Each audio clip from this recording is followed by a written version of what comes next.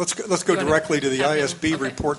You might want to start on this discussion of your review and comments and suggestions on the science plan. Well, I think, okay, so I actually didn't have that. We didn't have that in our report to you, our comments on the Delta Science Plan, but Warren did summarize it very clearly.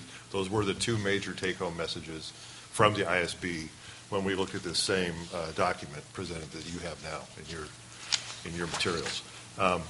I was going to come to that at the end in the sequence. So let me start at the beginning, and I'll come back to that because I think there is some important things that need to be said about that.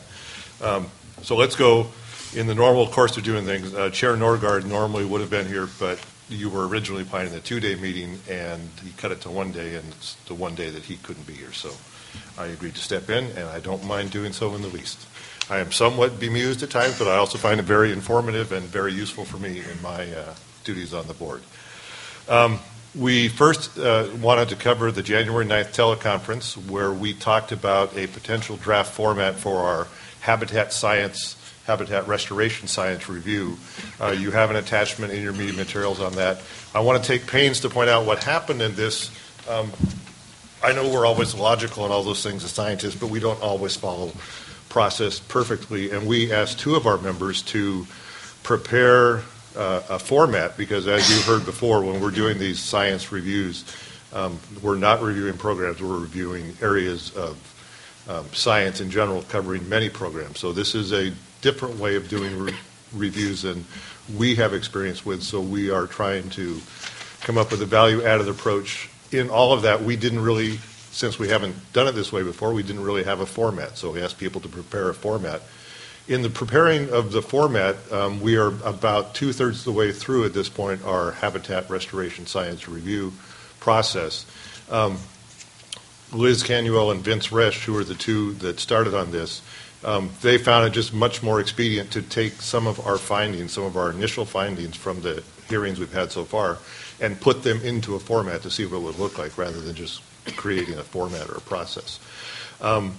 So they've done that. They have had input from Brian Atwater and from John Weens as well. That's led to the document that you have in front of you. Because of the Open Meetings Act and the way it works here, we have to, as we are going to consider this, we have to post it. So it is a preliminary report meant to start out as a format only, and it does not incorporate all of our hearings because, in fact, we have yet to hold all of our hearings. At our next meeting, we will be hearing from the USGS, and at that point, we should be finalizing our report. So it's a long-winded way of saying, don't worry if there's things that you don't see or things that distress you. We have had comments both from within our board as well as from the public about this preliminary draft. It is not meant to be complete. So if you have any questions about that now, this would be a good time to ask that. But just don't assume that what you see is a complete draft that needs wordsmithing or further comments. It actually has sections that need to be added. So. I just want to make sure you all know what Tracy's talking about. It's in Attachment 1 to agenda item 9, just to make sure you're aware that it is in your... I assume the council reads everything in their briefing packets sure they've studied weeks it. ahead of time, would ask questions otherwise. I actually read this one. I'm sure. I know you did. I know. Just so I could pester you. But all right. The linkage to the Delta Science Plan that we're developing is suggested on the second page of this attachment you put in here, and in particular the bullet points that are kind of, I think you call them guiding principles. But one of the things that, we're talking about the same kinds of things. How do we explain a complicated scientific process, identify appropriate standards, measures to use, and then a structure to see that it's accomplished, both in the abstract but in practical terms, because the readers are not simply other scientists who say, oh yeah, we like the way that they think about this. The readers will be water districts and state agencies and federal agencies and individuals who will come in with projects. And they'll say, well, hell, I'm doing this project, and I'm going to spend $400 million for it, and what do these idiots expect us to do? Well, it's like if the Sacramento Regional Sanitation Plant actually has to do something, let's say it's a covered action, I don't know if it will be. they're going to want to say, well, what's this science all about? Adaptive management, what does that mean? Who does it? Where do they do it? They keep saying independent. What does independent mean? Where do we look to that? And so I found these bullet points to be quite helpful. And I will come back to that at the very end when we talk about the BDCP and your gift of Chapter 7 to us. So, okay. We also, in that teleconference, we talked about our operating guidelines. As you're aware, we formed a little over 2.5 years ago, or just about 2.5 years ago. We elected a chair and a vice chair at that time, and we don't have any procedures in place for changing that. So we are writing up the procedures for that. We've had a fair amount of discussion. I think we're very close. It's unfortunate. I thought I was going to get to have lunch just before I talked so that I could actually touch base with Lauren and make sure I didn't say anything wrong, but as it is, you'll just get my unexpurgated views. We have been going through changing our process in order to have a chair-elect, and then a past chair. And right now we are, what's the word I want to use here? We are querying the board to see who has an interest in becoming the next chair and the next chair-elect. And these would be 2-year terms. And so if you are selected as the chair-elect, you'd be committed to basically a 4-year term of being involved as an officer of the board. So it's a fairly substantial commitment, and everybody's really busy, so it does take some discussions and some arm twisting. But we will be there within, I think, a matter of weeks. Certainly, I think for our next meeting, we'll resolve this. At our in-person meeting on January 16th and 17th, we did continue with our habitat science restoration review process. We heard primarily from several consultants that are working on undertaking projects. It was extremely informative for us to hear from them, because these are the people, in many cases, who are really writing these plans and setting them up. And again, this whole issue of adaptive management, at what scale do you do it? These were a lot of really good discussion points. We also, when I was here with you in November, you heard from SFEI on their historical ecology, the reconstruction in the Delta. That was, again, from my perspective, it was a really powerful message, really important, and we asked them to come and talk to the ISB, and they did that at our meeting a couple weeks ago, or last week. And it was very helpful to see for the ISB members. Many of them had heard parts of this, but again, for the whole board to hear this and to have a good discussion as to how we actually take this historical ecology into account as we undertake this large-scale attempt at restoring function in the Delta is going to be really important for us. Some other discussion items that came up at the January 16-17 meeting. Again, there was the discussion of the format and sort of trying to finalize this habitat science restoration. We still feel we need to hear from USGS at our next meeting, and I wanted to check. We're lining up people, but I think Marina's doing most of that, so I'm not sure where that is. But I think we will. My sense is we're going to have people there when we hear from USGS.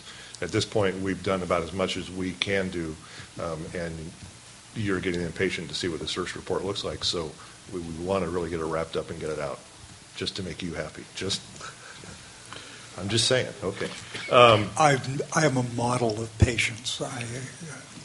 What can you do? You are, actually. Yeah, right. You have to be with us. We also discussed the EIR, EIS of the BDCP, and this charge us to review this, and the many thousands of pages that it involves. And Chair Eisenberg was gracious enough to come talk to us first, and he said, well, before you do that, why don't you take a look at Chapter 7 of the BDCP itself. It's only 32 pages. Maybe you all can read that. We actually had all looked at it before. We have been reading it.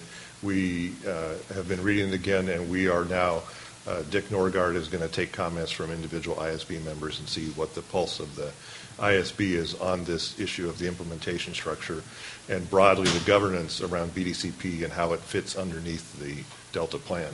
And that would take me to, I think, my wrap-up comment on that is that back in May and June, in June we submitted a letter to DWR and California Natural Resources, and we were stating some concern about the BDCP and the intent, as we read it, to develop another Delta science program of a fairly large scale.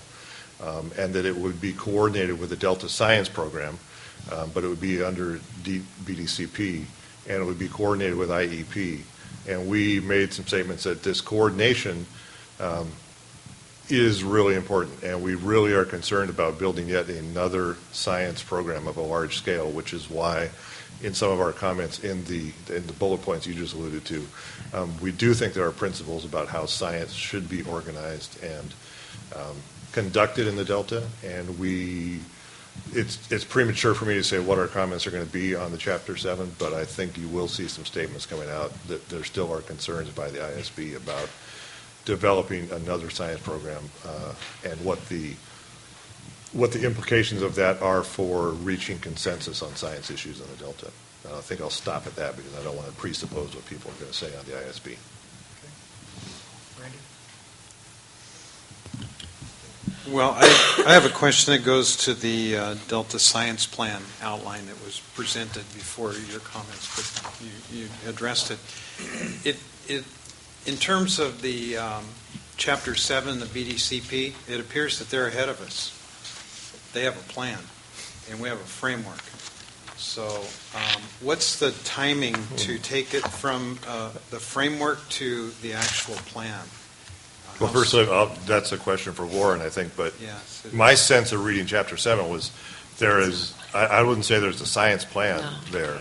I mean, at least it wasn't in Chapter 7. There is an approach to hire a science manager and a description of what the duties of that manager will be, and it will cover adaptive management, it will cover monitoring and research in support of adaptive management, but it doesn't, I didn't see a plan in there per se. But well, a plan from the standpoint that it identifies the people and the processes, and including the Independent Science Board and the Delta Science Plan and others. But it's I don't want to get into it too much, but all I saw was that it says there will be coordination with ISB as necessary, and there will be coordination with the Delta Science Program, and there will be coordination with the IEP. Right. And right. I think you guys are saying you're going to coordinate with everybody too. So, I mean, anyway, So in keeping with our effort to coordinate other efforts, such as the BDCP and the work that they're going to be doing on adaptive management, we need to be very clear about what we mean when we say adaptive management, and that's part and parcel of the plan that we're working diligently to develop. This is a good outline, and I believe it's a fair representation of the comments that you have received and have provided for us. So my question is, how long will it take to complete this document unto its final state? Well, and of course, we're still working on that. And what we've been hearing is that we need to complete this before the deadline that's in the Delta Plan, which is December 2013. So we are working as quickly as we can to do that. And in terms of the next steps, that right now, we've actually already have staff working on fleshing out this outline into text. Didn't want to get too far ahead of it pending input from you and our Independent Science Board, but felt that we do need to get going on this. So that's what we're doing right now. We're taking these concepts to our other science partners into the Interagency Ecological Program, the California Water and Environmental Modeling Forum tomorrow. We're sending Lindsay to go Korea to talk to them about the Delta Science Plan and getting support for it. So that really is our next step. We've already had staff brainstorming on these organizational structures. So that's what we're going to bring back to you next month into February, is some of our thoughts on that for both organizing the science to best provide that best available science for supporting adaptive management and decision making, and also for these science policy interface teams. So that's where we are. So I haven't really answered your question, but because we don't have a definitive deadline, and I'm not sure what Peter may have done on that last week since I wasn't around, but we are committed to getting this done as quickly as we can and beating that deadline of December 2013, because we recognize, I mean, our vision is that just as the Delta Plan is the umbrella plan under which BDCP resides, that the Delta Science Plan is the plan under which all other science efforts, including the BDCP science efforts, should reside. That's our vision. That's what we're working toward, still communicating and talking with the BDCP folks at a staff level to ensure that that happens as best as we are able to. Yeah, I like that, and I agree with it as the umbrella plan. And when we have documents like the Chapter 7 of the BDCP, it's imperative that we have our own Delta Science Plan if it's going to actually be the umbrella to key off of as we make comments on plans that come before us or pass through. Yep. Yep. Okay. Don? Patrick? No? Okay. Thank you very much. Appreciate that. Okay.